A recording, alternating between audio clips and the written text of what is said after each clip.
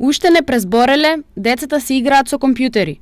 Ова секако не поминува без лоши последици врз физичкото и психичко здравје врз најмладите, предупредуваат стручњаците. Негативните влијанија од користењето на овие уреди се секако најпрви здравјето на децата, тие се однесуваат по здравјето на децата, социјалниот живот на децата, забавен говор и когнитивниот процес нормално со забавување. Намалување на говорот кај децата од предучилишна возраст е една од причините за спроведување на оваа работилница. И многу често децата на 3 или 4 годишна возраст дури покажуваат знаци на псевдоаутизам, кој личи нели на аутистично однесување на едно детенце на оваа возраст, и затоа на оваа работилница ќе дадеме и некои совети на родителите, па и на воспитувачите, на луѓето што се во нивното обкружување, како да ги надминеме тие проблеми и како да работат за нивно разрешување.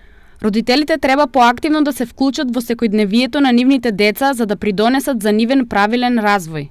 И потигнала родителите најмногу до 1 час во текот на денот. Има други активности кои што можат тие да ги прават со своите деца, да им читаат, тие да им пеат, да ги изнесуваат на прошетка, или самите да поминат некое време гледајќи некој филм, ама на телевизор кој што е доволно далечен од видеокругот на детето.